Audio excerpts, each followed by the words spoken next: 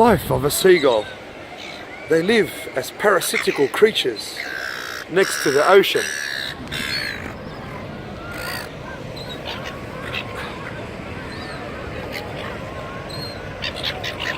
Sometimes the source of food comes from human beings.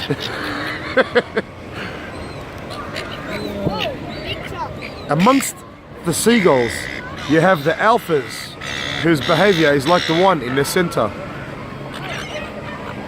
But sometimes the alphas do not get so lucky.